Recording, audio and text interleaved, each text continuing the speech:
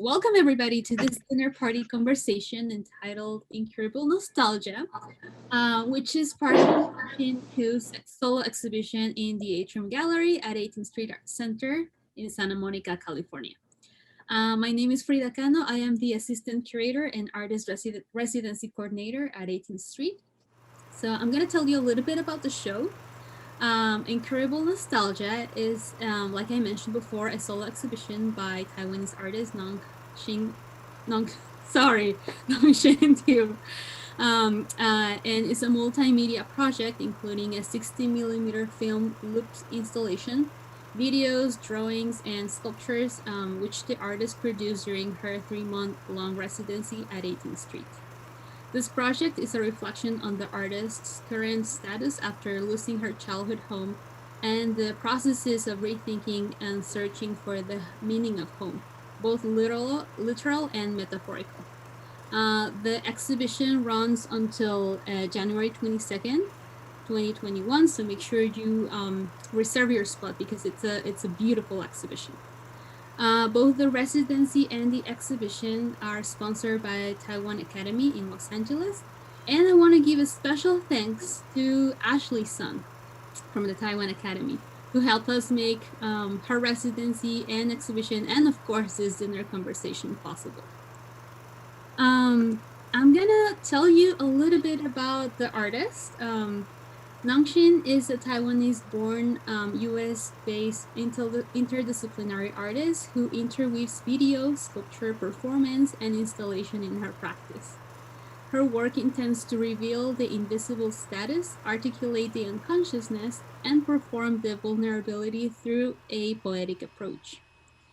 So I am right now with curator Hitomi Iwasaki, artist and educator Jessica Kaire, and of course, Nung-Hsin. As guests, we had exchanged recipes in advance and prepared the meal for this dinner conversation, which will explore ideas around the taste of nostalgia. But I would like to have Nung-Hsin talk now so she can explain more about this dinner party conversation. So Nung-Hsin, the microphone is all yours. Hi everyone, I'm Nung-Hsin. So welcome to the Incurable Nostalgia dinner party. He told me, Frida, Jessica, thank you so much again for joining me for this dinner event. So I just want to let the audience have a little bit background of what this event came from. So while I'm working on the show, touching on the subject of nostalgia and the meaning of home, I feel there's some very essential elements that were missing. You know, like the smell, the taste, and the togetherness is missing in the show. So especially under this current pandemic and during the holiday season, you know how bringing people together, sharing meals is such a collective nostalgic act. So that's why I host this dinner and invite each of you who have big inspiration for my current project. Also provide me some sense of home back in New York and also here in my temporary home at 18th Street. Thank you, Frida.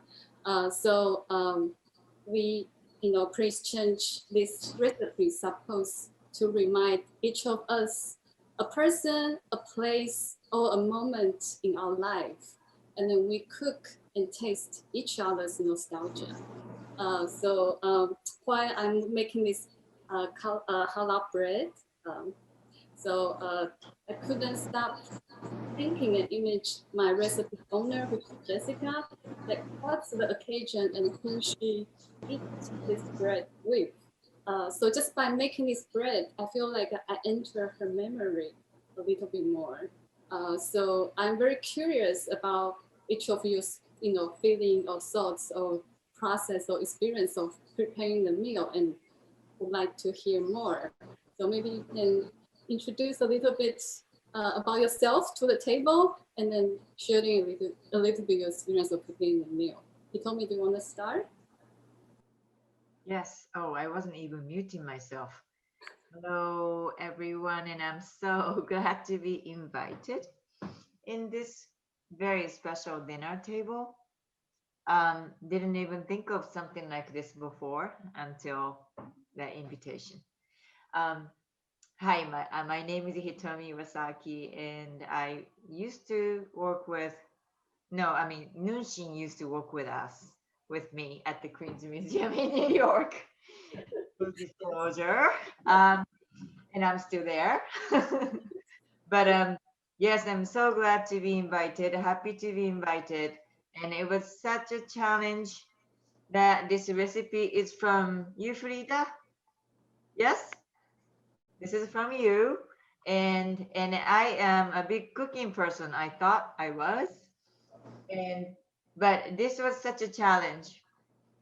I know it's very simple. Frida, don't get me wrong. This is very simple, and it doesn't require much of a heating or cooking in per se, right?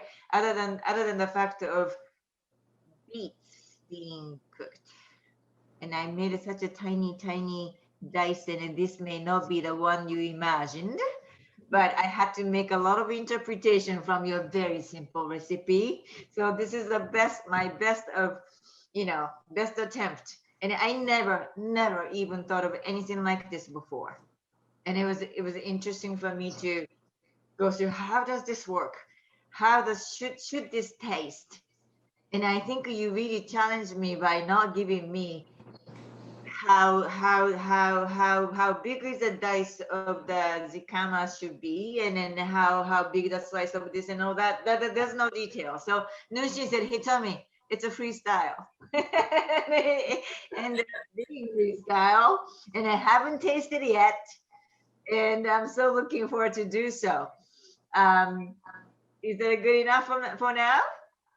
Okay, so And then also, I would like to add that that's also part of the recipe because it's from my grandma, and yeah. she would just give you very abstract instructions unless it was like specifically detailed. But in general, it was like, yeah, this, cut this, chop this, and how many, how much, I don't know.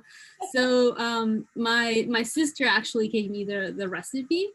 Yeah. It should be in the audience as well. And then I had to translate that into English because it was originally in Spanish. And yeah, it was like perhaps some sort of lost in translation, but I think every person, gives a little bit extra to the recipe every time you make it. Totally agree. Jessica, do you wanna introduce yourself and then? Sure. Hi. So I'm also excited to be here. Thank you, Nung, for inviting me, for including me in this special gathering. I was challenged with making Hitomi's salad, mother's salad, and I learned something very essential, which I never knew, that if you cut um, the onion with a very sharp knife, it doesn't make you cry. And I actually tried with 2 different knives to see if that was true, and it was true. I actually started crying once I used the one that's not very well um, sharpened. So that was a good lesson learned. And I was also surprised to find a lot of familiar ingredients. So growing up, my family made a lot of egg-based salads. The paprika is very much used in my family. So it felt familiar, even though I've never made it. Um, and yeah, I haven't tried it yet. I tried the dressing, but I decided to wait until we need to actually try it. And like I was saying before, I think it's gonna become a kind of a staple because it's so easy to make. Well, Frida, do you wanna share your experience of making my mom's fried rice? Absolutely. Yeah, so I was very excited because obviously I'm from Mexico City originally. I'm an artist and an art curator. And ever since I started my first job at a museum at Centro de la Imagen in Mexico City, my supervisor gave me the recipe of this specific rice because I saw her eating that during lunchtime, and I was like amazed that she was like eating it so so nicely, and I was like, wow, I want to make that. And then she gave me the recipe, and it just didn't work. It didn't taste like what I'm hoping I will try. I haven't tried it yet. Um, and then it was just like basically mush, like kind of rice with vegetables. It didn't really make into a cohesive um, fried rice. Even though I tried several times. And then I spoke with you yesterday, Nung-Hsin, and you gave me the tip of how exactly it should be made. And it's just apparently, at least on visual, it's totally simple and yummy. And I'm just waiting to eat it because it was easy, it was fun, and I could totally understand why moms developed this recipe because it's a charm. Yeah, so the reason I share fried rice is because my mom actually is a very good meat cook. She cook a lot of meat as a Taiwanese, and we eat everything. So I was a little bit challenged to find a vegetarian kind of dish, to share with you. But I found like fried rice is one of the dish whenever, we are hungry at home and there's no other food, we always have some rice left over in the refrigerator, and eggs is like essential elements. And then she will just create from whatever left over or whatever is still in the refrigerator, and then create a fried rice dish. And that's such like quick and then essential like taste of home that I remember, from that particular kitchen. And also the sound that just like creates a fried rice is also very, very essential. And also, I have to add that talking about home, my husband and I have been gardening a lot and growing our own food. So I just went downstairs and caught the scallions and what else did I put here? Some celery and chard from our garden. So I'm sure it's going to be a combination of your nostalgia and my own home and what I'm growing here, which is fantastic. And we'll see. So tell us, Nung-Hsin, about what you have in front of you. I'm Oh, curious. yes, yeah. So, this is amazing challah bread. Like 14 years ago, when I first arrived in New York, I saw the challah bread in Penn Station and bought one. Because it's like so beautiful, and I didn't know anything this had a relationship with Jewish, so I just ate, and then just like very different texture, and shape and everything than what I remember. So like imagine as a bread. So it actually has been into my project before when I talk about belief and religion. Once I found out it's a Jewish religion bread. While I'm making this, as he told me, I know I love baking bread. Do you remember? And then so I think this is just a process for me to learn. A different culture has a different process and elements, and then the essential thing of making challah bread is that you have to braid it. There's a 3 braid, 4 into 10. It could all make a different shape, and then once you bake, it will become flour or kind of different color or anything shape. So this is the second time I tried, and then I make a 4 bread, and which I'm pretty happy about the result. But while I'm making, and I have like millions of questions to Jessica, like I can only answer some. yeah, really. So when did you eat this bread? Like she told me, like particular Friday evening, and then what you really eat with. So she recommend me like hummus, and then just like I had, because bread is never a main dish for a culture. So and then usually it's a side dish. But if as a religious bread, I just curious if there's a particular process, and then particular time that you will have this bread, and then what kind of moment that's was. So that was kind of a lot of my question, and maybe you can tell me a little bit more while I'm eating it. Sure. Well, should I?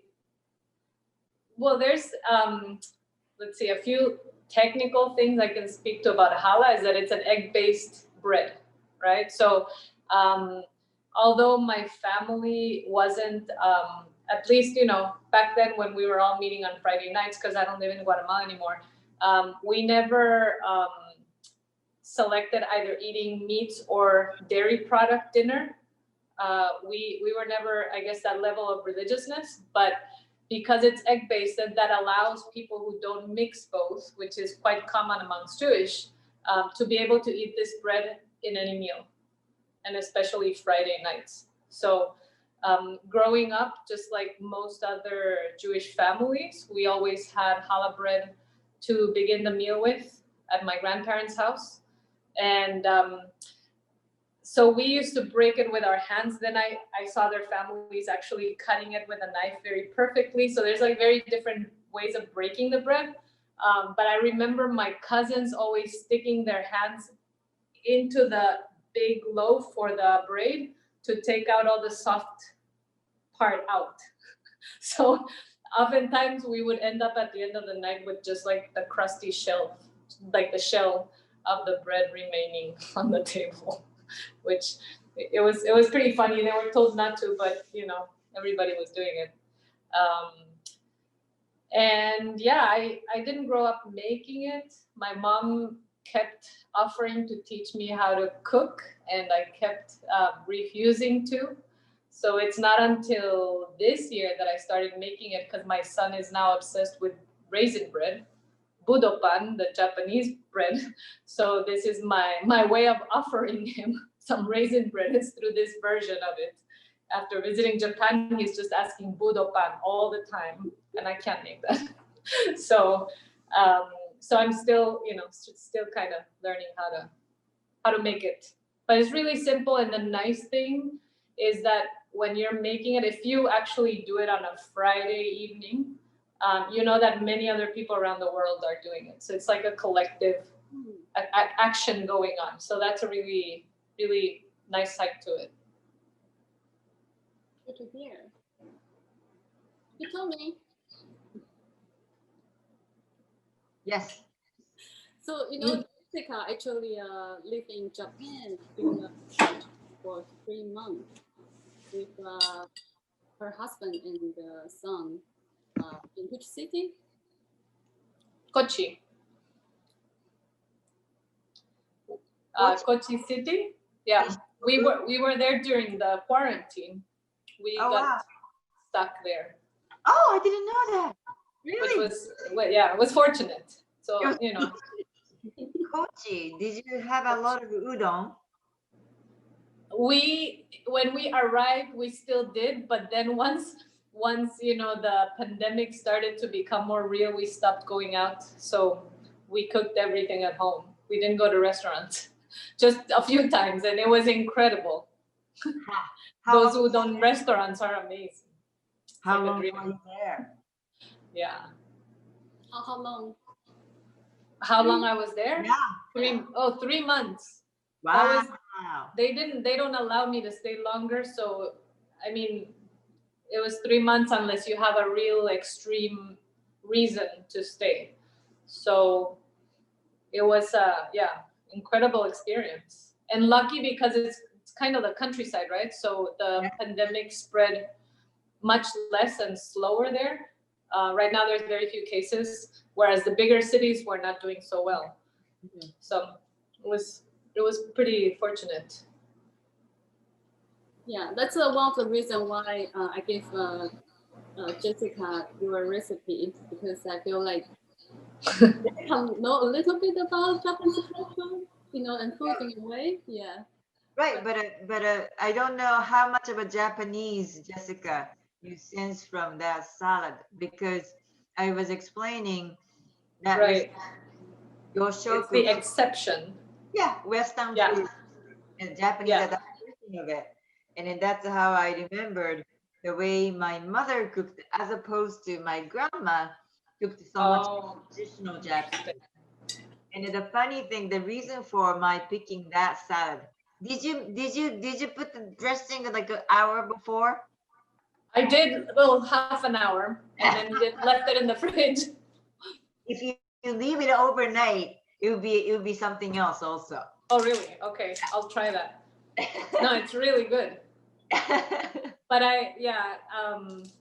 It's more of a yeah. If you didn't know, and if someone just serves you here in the States, you didn't think of Japan with that. That's Am I- why I'm feeling it's very familiar to me from kind of like Middle Eastern background. It feels a little more maybe Mediterranean or That's funny. it doesn't feel Japanese, but No, it's also we have this stereotypical idea of Japanese, right? And then when you go, there's also the diners and so many things that you wouldn't imagine. But no, I wouldn't think Japanese. I know. So Sorry. No, because it isn't. And the funny thing is I've been here like more than half my life I've been here in the States. I moved to the United Wow. States when I was 28, and I am a little beyond the age double of 28. I hate to disclose, but I am. But so I guess I tend to focus on something for the nostalgic reason. Something is really Japanese, but also my way of thinking Japanese was influenced by Western context of thinking Japanese. Go away, and um, my son was speaking, and then the reason for this recipe was my son who was born here, and he's 17, and he's only half Japanese, half Latino, but he's so obsessed in an idea of Japanese food. But it was interesting for me that he discovered that Japanese adaptation of Western food to be more attractive for him. As much as he loves tradition, because he's a frequent visitor to Japan. We have all the families. I'm the only one here. Entire family is in Japan, and he speaks Japanese, and he has cousins, and then so he's so well versed in what Japan is about. But it's funny that living in New York, he started to be more attracted or more finding more something to West Japanese adaptation of Western food. Wow. It's his palate, right, has developed like that. Because I feel what the little that I saw there, because I'm not so, I've been there twice, is so very focused on savory foods, whereas in the States, sugar is part of everything, even if it's a tiny touch of sugar, but things have the tendency to be sweeter. Right. So it's a huge difference. So he doesn't like to eat in Japan? No, he loves everything. He does. But this is a newer trend in our household that he started to recognize that what was the Japanese version of Western food. He finds those attractive. Interesting. Yeah. There's near where's the I can't remember the city where there was the issues with the it's a city that's contaminated, very famous. Minamata. No, like with atomic issue, like Hiroshima. Hiroshima. Yeah. I think in Hiroshima there's a Guatemalan chef or cook who has an okonomi restaurant that is very famous. Hiroshimayaki. And he's Guatemalan. Yeah. Where? Oysters in it. Oh. That's the Hiroshimayaki. And it's a very special version of okonomiyaki in Hiroshima. Oh, it's very specific. Right.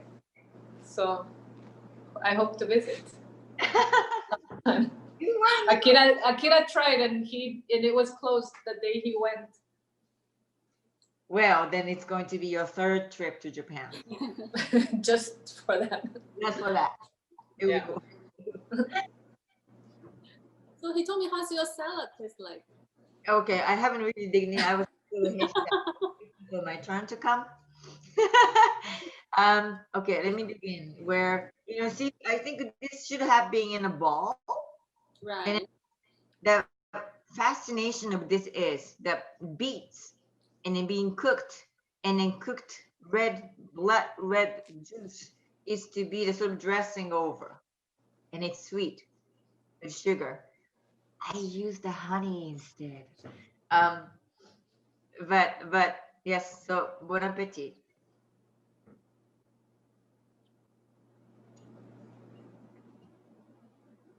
So And Frida, have you ate this salad with your grandma before? So like, have you ate this salad from your?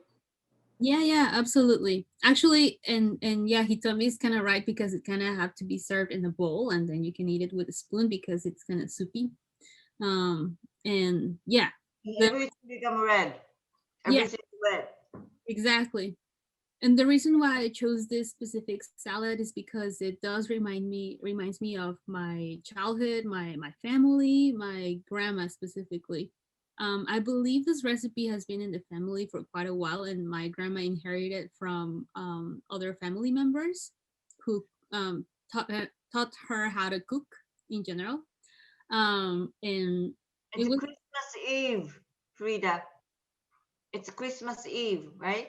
exactly. It's an explosion of color, and actually, all the ingredients are like seasonal, like the peanuts and everything, because you can find those peanuts in like part of the piñatas that Ah, celebrate. So instead of like candy, we put like fruit basically. And I never knew the season of peanuts. yeah, well, at least in Mexico, yes, that's how it works. How about that? I didn't know that. And And it Christmas is so foreign to me to this day. You know, Christmas is just a party excuse in Japan. exactly, I know. Not much meaning attached to it, Mhm. right? No, But I know it's different for you. yeah, in Mexico it's totally the opposite. It's a big thing, and it reminds me of all the celebrations that I had when I was yeah, a little girl and even a teenager. So it was interesting for me to notice that there was a salad as part of the whole meal for the family because we eat like in a version of Thanksgiving. At least in my family, we had turkey, we had pasta, other types of things, bread, a lot of carbs. And then at the very end, my grandma would serve that, and I was like, why? Because it's cold, it's winter. We should keep eating something like warm. And when I tried it, I just fell in love with it, and I always reserve some space in my stomach to have it after heavy meals. But um it's a fruit salad, right? In essence. mhm. And may I ask what region of Mexico this is from? Well, I'm originally from Mexico City, so I'm guessing Mexico City. I don't know if it's like specifically attached to a specific region, Hmm. but yeah. So And I'm glad that you enjoying it. right? Is this something you can find in restaurant?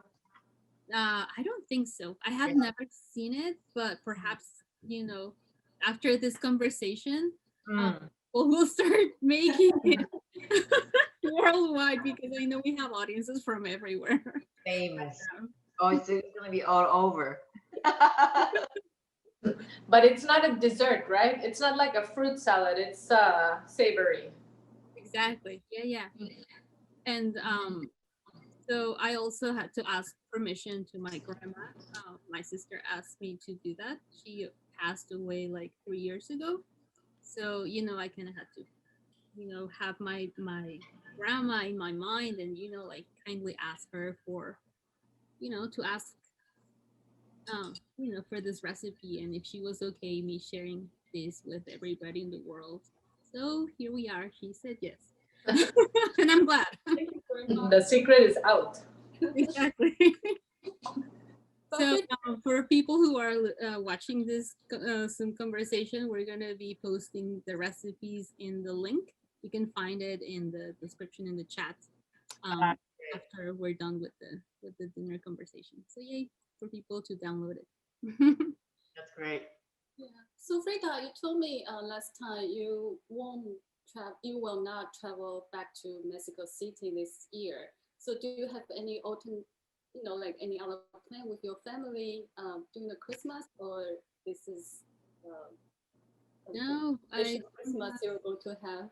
My plan actually is cooking that making that specific salad because I have never done it myself. My sister's always the one who prepares it for the family. And after my grandma passed, and of course it's gonna be like a blast for me to like really experience again, all of the flashes, like the memories coming back with every bite, and it's gonna be interesting. Those are my current plans. I was planning to go to Mexico City during a Thanksgiving week, but of course it was impossible. And I just want to protect them, and I spoke with them. They're okay me not going this year, so some other time. So those are my plans. Eating the salad. Yeah. But will be nice, right? This is the taste you remember, and then will bring you back home in a different way. Exactly. And of course, I'm going to prepare this wonderful, wonderful dish. I am like super happy with it. It's totally what I was expecting. Thank you, Nancy. Did you put the rice in the refrigerator overnight? Did you do it? You Ah. told me. Do you know this trick? Yeah. That's It an was Asian it's freshly cooked. Yeah, Yes. yeah. So Just the white rice. Mhm. yeah, Oh. the fried it's a better to if you want to do fried rice, it's better to have the cooked rice put in the refrigerator Oh. and overnight, so it kind of you know get a bit Yeah. drier. So when So you it doesn't come out mushy, yes, Exactly. I know that. which is always the problem. Ah. yeah, that's a Good to know. very important tips, Hmm. because at home we always have leftover rice. Yeah, always. I It's so funny. It's such an, I guess, Asian thing. Because Akira, my husband, was saying the other day it was raining. He's like, I'm not going anywhere today. No matter what, I don't go out. And I asked him, there's no rice. And he's like, oh, okay, I'll go out. There has to be rice. Yeah, because then There has to be. you won't feel safe. You feel like if the end of war there's So no funny. rice, then I cannot. Yeah. Yeah. Yeah. So he told me, are you traveling back to Japan anytime soon, or we'll wait until? I guess I could have if I really wanted, because in Japan it's already almost what happened. I'm like here in the States. But then if I get there, I have to be quarantined for 2 weeks. Yeah. It's a lot. I know it just doesn't make sense. My son still wants to go, um, because going back home in New Year, January 1st, and then just before that, there's a lot of activities, and then festivities, and then it's very special. I can almost smell it. So that's when we want to go back if we have to pick one time of the year. But it's always difficult. The school holiday is so short, um, and it became more and more difficult, harder and harder, as my son is now, like I said, 17, senior in high school. We can't just skip school in January. But in Japan, you don't go to work or school until like week or 10 days after New Year. Well, It's it's crazy to go to school on the 2nd or 3rd of January. The teachers are maybe hungover and yeah, exactly. So, but this time now we're not going back. We have to wait. Um, yes, and then I have when I go home. Yes, I have my family, my brothers, two brothers, and then their families. But my parents have passed away. Um, 3 years ago. So I kept, I have an empty home waiting for me. I kept the house where I grew up and we all grew up, and no one wants to take it. None of my two brothers won't take it. I couldn't let go. So it's there still empty. Oh. That's my home. But that's he told me that's the home you're gonna go back to, right? Exactly. I needed to have a home to go back to. Yeah, And then that's a room you still have that room you grew up with. I do. That's that you have to keep it. I will help you to keep it. You can make a recipe. Where is it? It's in Nishinomiya. I wonder if you know. That's in Hyogo Prefecture. It's near Kobe, where Kobe is, and then next to Osaka and in Kyoto. Oh. Yeah, and so I was born in Osaka, grew up half in Osaka and half in Kyoto, Wow. and then it ended up being in that near Kobe Nishinomiya location since I was 12. And I went back to Kyoto after that as a college student and adult. So it's in Japan. It's as opposed to Tokyo. It's like a Tokyo Los Angeles like binary, and it's Los Angeles as opposed to New York in Japan. I'm in that area of all three major cities. That's how I grew up, and it became the person I am before I came here.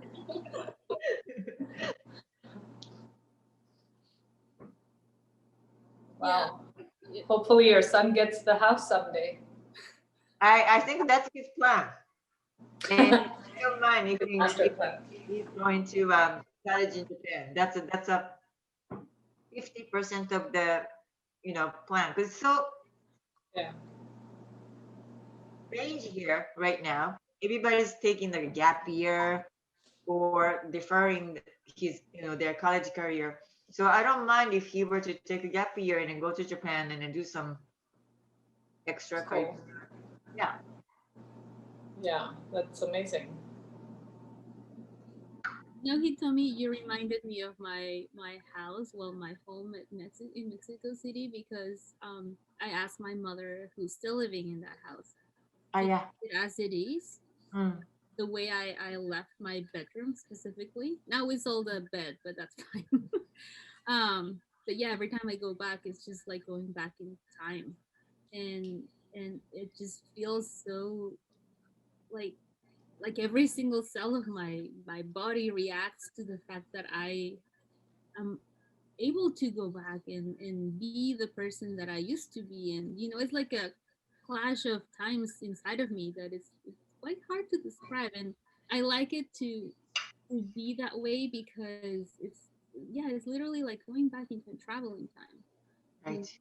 Yeah. Yeah. Can you imagine losing that? yeah. So that's all my projects talking about, because I lost Right. a childhood home 2 years ago. I couldn't take it, so I will highly recommend, no matter how any way you can keep it, you should keep it, because otherwise you'll lose what Frida says, that girl or whoever you were, the moment like you were in the house, and it will be gone, and you are looking for it, and where is it, and who I am, in that process. And actually my childhood home, my past childhood home right now is a real estate agent training center. So it's a place help people to find their home, it's a real estate agent get trained. And then so I actually plan to go back home, and I actually also thinking to find a job there. What? When? The end of this year, I'm gonna stay there for a month or two. I can, try to see if I can get a job there, and then to work from home, my childhood home. For a month or two? No, well, you can just like I think with real estate agent is a very temporary work. You get trained, and then you go to work, you get license. Like in Taiwan, so that's a training center there right now. So I'm thinking to just to visit that structure, to check it out, to see what it turned into. So you don't know if someone else is living there now? No, no one lives there. No one. Yeah. It's empty? Well, it's a real estate agent training center. Oh, the house. Yes. It become open. Oh, wow. Yes. So I don't know how it looks like now. Oh, Yeah, they didn't tone down the structure. They just design the interior. Yeah, so I'm very curious, and I really Maybe it's better not to not to visit. No, I don't know. I feel like also through this process, through this project, I feel like I'm ready to say goodbye. Mm. So to look for a new home in a way. So I feel like uh, that's kind of a meaningful for me to return. No matter this home what it turned into, it is what it's now. It seems like this pandemic is already brought away so many our familiar normality, Yeah. and then we try to adapt to the new normal, new world, right? So I feel like I should have that courage to go back and to say goodbye, or to find a new place that I will Yeah. go again. There's more will to let go of things now. I think we're like willing to let go of expectations, plans, things. Hopefully it's not such a temporary state. Well, And it's brought like some positive change, although many people are facing real challenges, right. but it's always the doubt of how long that's going to last. People actually appreciating time and relationships and that the non-material Mm. things. no, totally. I feel like this pandemic I shop much, much, much less because you don't even want to walk into a store or something. I feel like you rethink what's really essential for your life, and then little things is enough.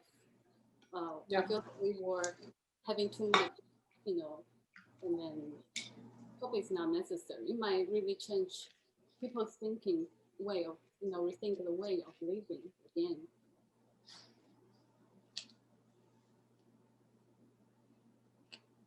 But when you think of it, there's a limitation. I should be so lucky that I was able to keep the house after parents left, and I have the support of my siblings, but financially I was able to keep the house. But that may be a huge luxury for someone else. And I may have not had choice of keeping it. Well, I think that I might go back, or my son's going to be living as early as next year. So it was a matter of a couple of years. And I think somewhere in their mind, my younger brothers, they also didn't want to let go of the house. As much as they didn't want to live there, I would have if I was there. So I wonder what it is about the value we attach to the property and the physical reality itself. That may not be. I mean, what if after I die? You know, I mean, I question myself that how much of a value, sentimental value, I'm attaching it to it, and if it just no one to deny it. It's not something to be denied, or it's not something to be discredited. But at the same time, I don't know. There is a material thing that you attach to your emotional and sentimental value, and I don't know where the right balance is. Yeah, yeah. So what I feel is like, I grew up with a big family. So the house I grew up with has 12 people originally. We grew up together, and then I'm the only person who left home to abroad. Mm, Everybody is left home because of job, because study, because pass away. It's a natural kind of a process to say goodbye to that house. right. Uh, but I feel like I'm the one of the only person who has this very strong attachment because I'm the only one who is away and is not like I'm ready to say goodbye and True, true. force to say Yeah, that may be a factor too. so Yeah. once you are ready, maybe there's a certain process, you've been back for you can go back for a month or two, or or I don't know, like it's a certain process you can I don't know, process yourself to ready to let this place to go. Mm. I think that's each different individuals has different ways to say goodbye. Right. I feel like because we are abroad, because we left that home, Right. and whenever we think about home, that's the image, that's the place. True. For people who stay there, I feel Mm. like they have enough of the house, or they have a reason, right? Just oh, this is leaking. My home has a termite nest for 25 years. My mom dealt with this I know. forever. So that's a reason for people say this is ready for me to say, okay, this is not my home anymore when I move on. But I wasn't ready when my family house. That was kind of more Yeah, difficult. For you, it's kind of like a place to return to every time you go back. Yeah. What about you? What about you, Jessica? Well, about my home in Guatemala, I'm not so attached. At some point when I was a kid, we lived in kind of condominium. There's 12 or 14, 15 houses around that were built. And in several of those houses was my family. Like my cousins lived in one, my grandmother lived in another one. That's like a particular period in my childhood. And then we sold our house. We moved around, like we lived in two more places. And several years ago, my mother returned to one of those houses. Mm. So it feels like home. Mm. It feels so familiar. That's where my grandma was, where I would visit her. But I don't have much attachment, but I think I haven't gone through what Nung-Hsin went through, right? So if we were to lose it, maybe the value would change for me, because I just take it for granted. I have a place to be. Poor my mother has like all my artwork and things in the storage in the rooms, and I promise every time I go I'm gonna empty them, and I never do. So it's like home/storage space in the closets. So it's like you get used to that privilege, but Yeah. if we were to lose it, Yeah. that would be a different story, I think.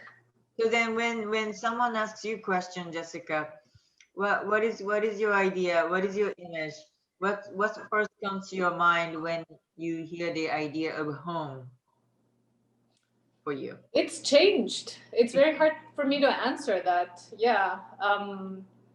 I think for a long time while I was in New York, Guatemala was home to me, Mm. because the years recently, like right before I left, were my strongest foundation to be connected to the country, because I started becoming friends with other artists. And I found a different social circle which taught me more about the country's history, Right. which made me feel closer to the country. Growing up, there was a kind of separation between like actually understanding where I was living, because a lot of the history was hidden from me in school. Also, my parents didn't talk about it much politically, because there were some rough years in the 80s. So, they just wanted us to have a normal childhood. Right. So a lot of that, many people, I think, prefer not to learn. But when I learned it through these other artists and people, it was a positive thing. So Guatemala, just the country, became home. And now, I have a son here, so that's changing. There's a little bit of detachment, because we've had to spend so much time in New York. So it feels like it's not even New York, it's just my apartment that feels like home. Wherever we go, that's what feels like home now. And my family in Guatemala, I guess it's like a split thing. We have a question from Alex Nichols.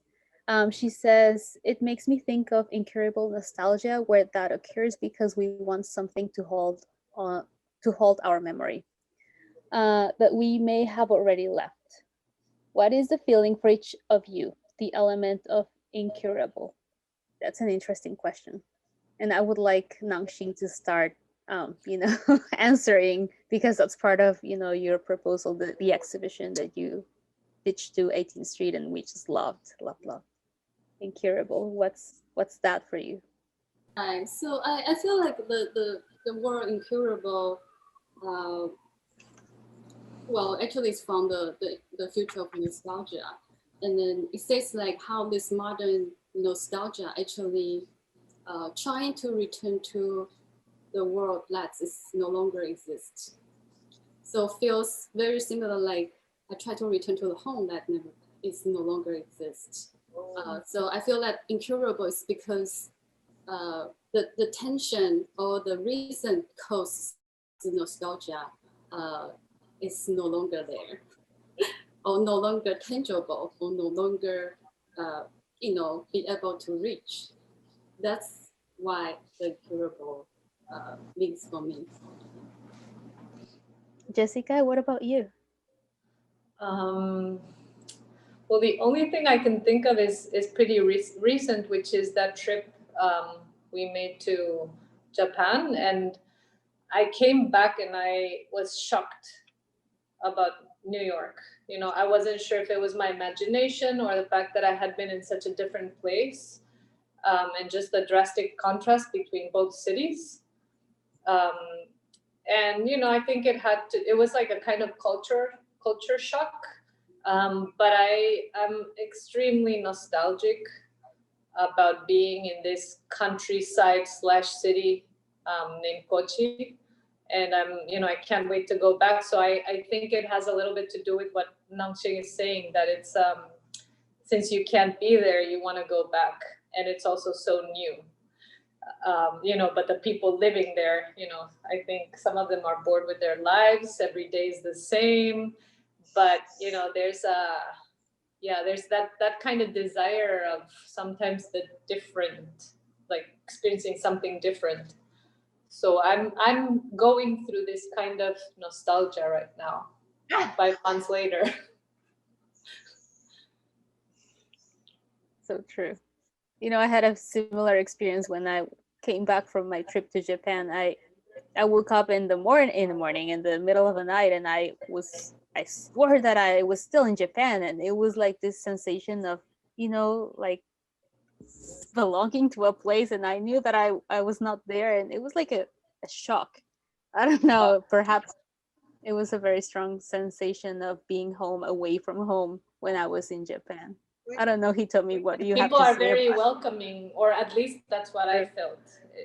Much more welcoming than what I expected. Very open-minded, surprisingly. Are we talking about Japan all night today? I'm just answering the question. I'm done. Such a popular country. Everyone there. Feel nostalgic about it. But I do think it has something to do with it. All of us being away from home, and then think about the word nostalgia, and especially when it's incurable. I used to connect the word. I mean, okay, at least me, and then maybe everybody. No one is English. English is the first language. Am I right? Right. So I always connected it, like in the native intuition, to the language of English. I always connected the term incurable to the word romantic, but nostalgia is close enough, right? It's romance or romantic, and then nostalgic or nostalgia is close, right? So that's incurable really always means something like a really wet emotion that you attach to something. Yeah. And all of us being away from home, and all of us being speaking second language, and then being in a different countries than where you were born.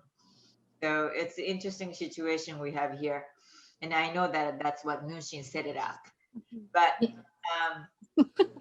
you know, but yeah, I wonder that what Jessica said made me think what would I have done if I were still in Japan and then parents passed away, and yeah, this place I grew up in Nishinomiya, Koshian, and but I'm living somewhere else with my family, right, in Japan, and I wonder if I would Right. have insisted on keeping it. Yeah. It's not necessary maybe, or in a practical way. Yeah. Yeah, I wonder. So the nostalgia can be conditioned. Yeah. And I think also nostalgia is it's a tricky thing, right? Because the more time that passes, it evolves and it transforms and kind of morphs into different things to the point where imagination plays a role in it, Ah, right? yes, the distance, the Um, physical distance you have, and as bigger the physical distance is, that your imagination grows bigger too. yeah. Well, so in the book, it says the nostalgia, you have to have two worlds. You have to have Uh-huh. Really? and the current. You have to have True. abroad That's true. and local. Yeah, in the book. Thank you. Oh, by the way, in the future of nostalgia, I found the book from Hitomi's panorama. See, I have no idea where that is. So I got to say, what a big inspiration you are in my project. No, it's just to say, for the people to feel nostalgia or the nostalgia occurred, Going back to the book. you have to have a double world or double, thing to have that nostalgia to exist. If you are never you never leave, you always stay the same place, or the same situation, there's no nostalgia that will occur. So that's kind of the key foundation of the nostalgic which this is a magic book Unless it is a person who visits you and then leaves, and then there's more of a nostalgia in terms of the relationship and the person that you miss, right. It's just and to not say the place. that's a But pre- there's a separation and a before and an after, I guess, is what you're saying. Like there's a time. it has to have two situations, either the time or Right. the past, present, and such. Yeah, so that's the Nushin said it's my book, and yes, it's my book in a way, but I edited, but editing really was done by my co-editor a lot, and I didn't even know what entry she's talking about. So this is nostalgia, by the way. This is a book called this promotion, and it was all about the panorama at the Queen's Museum. And in terms and a concept related to the idea of that scale model of New York City. So the nostalgia here is nostalgia said by, can't even read the name of the author, Svetiana Boym. Boym. Boym. Boym, Boym. It's a short phrase, so just for the reference, just for the sake of it, I'll just read it. Nostalgia is a longing for a home that no longer exists or has never existed. Nostalgia is a sentiment of loss and displacement, but it is also a romance. It is romance with one's own fantasy. Nostalgic love can only survive in a long distance relationship. A cinematic image of nostalgia is a double exposure or a superimposition of two images of home and abroad, past and present, dream and everyday life. The moment we try to force it into a single image, it breaks the frame or burns the surface.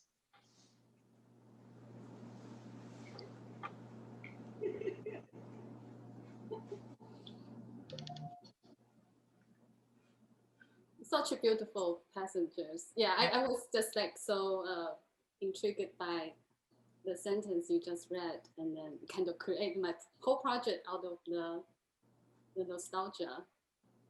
the dream is incurable.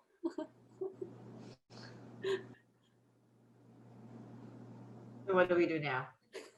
Frida. Frida, Yeah, Yeah. 9 o'clock.